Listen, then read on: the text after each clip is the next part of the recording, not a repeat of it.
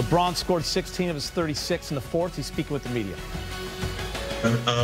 Just purely from a relief standpoint, or how does it feel to get a win that you had to grind out like that, and what does a win like that do for the group where you guys have struggled on the road? Yeah, I mean, we you know, lose of our last 11 road games, and playing one of the hottest teams in the NBA, winners of 5 in a row, to be able to come into a very hostile environment and win a basketball game. And the way we won it was big for our team. And we needed literally every minute, all 53 of them, to accomplish that. BT? Brian, we know how great you and Russ were tonight, but what's it like to have help from everyone else to get this win tonight? I mean, it was big time. Everyone who came in and got minutes was big time. You know, Wayne, his first start was huge to start the game and throughout the whole game. You know, Avery Bradley came in and gave us big time minutes, big time makes, big time shots, hit 2 clutch free throws and a big 3 down the stretch. Austin once again gave us big minutes, and everyone else as well. So it was a true team win tonight on both sides of the floor. But we needed everyone's contribution tonight. Ron, you posted a picture of Russ after he hit 3 running by Drake, and Drake has his mouth wide open. I was wondering, what were you thinking when you saw Russ steal the ball and hit that 3, and especially after all the things that Russ has been through this season? What was I thinking? To get the best look that we could, and Russ got the best look that we could, and he drained it. I was actually looking at his feet when he was getting close to the three-point line and seeing him step on the line and then slide his foot back before he released it.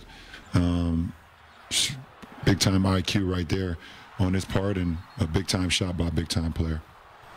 Right. LeBron asked you about Drake in the walk-up, but without any spoilers, Top Boy just come up. Do you guys use the lingo, the bro, the whole thing like that? What can you say about that? Well, first of all, we're ecstatic to you know, today release season 2 of Top Boy, and you know, to have, you know, Drake and everyone a part of it, and obviously Spring Hill Co. and Netflix being able to work with those with that team over there has been an honor. So.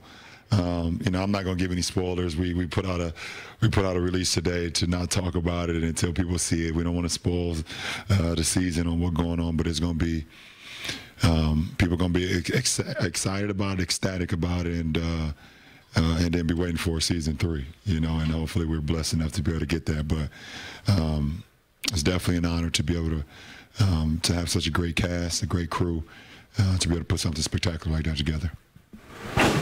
Bill?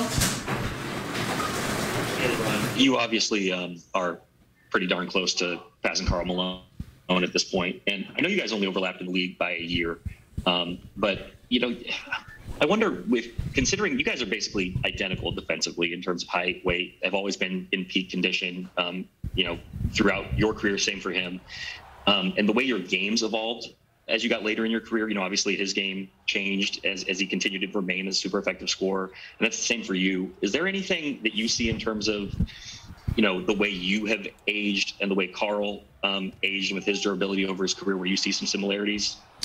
I mean, when you put it that way, absolutely. I mean, you know, you guys that just took care of their bodies for the majority of their career, and always wanted to be available to their teammates. I mean, the most important leadership for you is to try to be available as much as possible on the floor, you know. And I think myself and him, we always just try to be in uniform and make plays and stay in condition, and you know, and try to stay healthy, stay injury free as much as you can, and also be productive on the floor. Yeah, absolutely. Take 2 more, one on Zoom and one in person. So Dan, these are our last on Zoom. Kind of along those lines. This year offensively, you know, you're up near 30 points a game again, doing stuff at your age that nobody in this league has ever really done before. But have you been able to enjoy that because of the stressors of this season, because of the losing? Have you been able to kind of separate those two things from one another? No, because winning is what's most important to me and what's always been most important to me. But the one thing I've been able to do is keep the joy of the game. Like I said on the walk-off, I said, listen, I understand that we're, taking a lot of losses this season or whatever the case may be, but the joy of the game and going out there and competing is so damn fun. Like, it's so fun. And obviously the frustration of losing and, and things of that nature, obviously, in the heat of the battle, you feel it that way, but it's a joy to play the game, and it's a joy to go out there and still play at this level at this point in my career. So I'm still having a blast. Last question, on the LeBron shirt.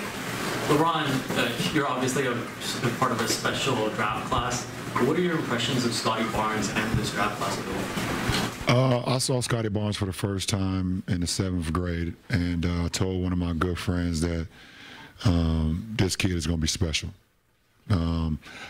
I seen his length of his arms, and he was playing point guard at his size back then. And I mean, obviously he's still doing it now. He can play multiple positions, but for him to have that size and that ability, I knew he was going to be special, and I always talked to my friends about him. So there's no surprise at what he's doing for me personally. Could be to some of you guys, but to me, I've been watching him since the 7th grade, and it's a beautiful thing to watch. Appreciate it.